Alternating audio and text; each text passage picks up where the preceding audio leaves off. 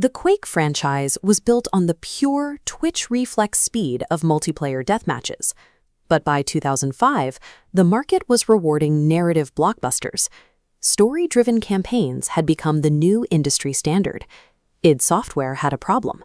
Their flagship franchise lacked a modern single-player identity, and without a robust campaign to offer, they were slowly bleeding market share to slower, more cinematic titles. To solve this, id outsourced the next installment to Raven Software. The mandate was clear: build a massive, story-driven single-player experience to capture the expanding console audience. This directive created an immediate contradiction. Raven had to somehow satisfy old-school PC purists who demanded relentless speed, while simultaneously delivering the deliberate pacing expected by a new generation of players. To construct this new campaign, Raven was given id Software's newest technology, the notoriously demanding id Tech 4 engine. Instead of baking static light into textures, id Tech 4 calculated illumination per pixel, generating shadow volumes entirely in real time. Watch how those shadows stretch and distort as the light moves. It was designed explicitly for claustrophobic horror. Raven Software was tasked with taking this slow, shadow-heavy horror engine and using it to render a massive daylight planetary invasion. The technological constraints of the engine clashed directly with the epic scale of the game's premise. The aesthetic tension was written into the source code long before anyone recorded a single line of dialogue. Despite the shifting landscape, Raven preserved the classic gunplay. In this sandbox, there is no single dominant weapon. You're given an arsenal where every gun serves a strict tactical purpose. The enemies are aggressive and possess massive health pools. To survive, you have to constantly read their firing patterns and rapidly cycle through your inventory to counter them. This aggressive combat fits neatly into the overarching lore. You play as Matthew Kane, a Marine thrust into an all-out planetary assault against a cybernetic alien race known as the Strogg.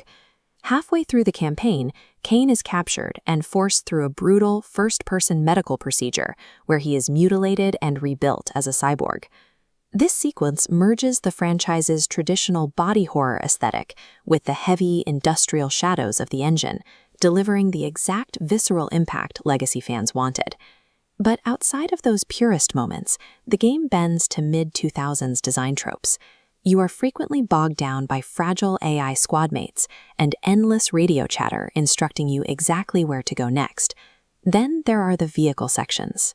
You are repeatedly forced to pilot hover tanks or slowly march mechanical walkers through linear trenches. By strapping the player into a slow-moving cockpit, these sections strip away the high-speed movement that originally defined the franchise's identity.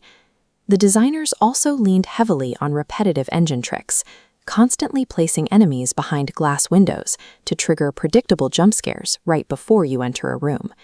These additions act as literal speed bumps. They constantly halt the natural momentum of the gunplay to accommodate the pacing of a traditional military shooter. Running the game at its peak visual fidelity required immense processing power. The Ultra graphics setting demanded 512 megabytes of video memory, a threshold almost no consumer hardware could meet at launch. Yet beneath those punishing hardware requirements lay an incredibly clean architecture. The engine was so robustly coded that it became one of the most celebrated, natively supported games within the Linux community.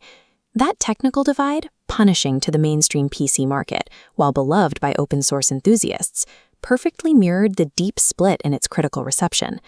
When it launched in late 2005, reviews were entirely fractured. Players either praised the brutal gunplay or criticized the slow, derivative vehicle sections.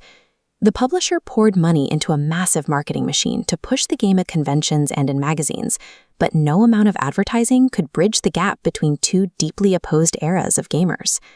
Today, the community frequently remembers it as the confusing Doom 3 of the Unreal Tournament era, a game built on a horror engine trying to be a military shooter.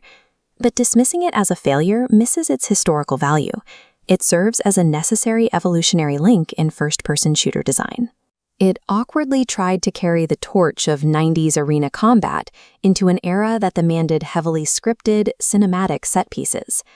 The collision of old-school mechanics and new-school technology left us with a perfect, playable museum of a medium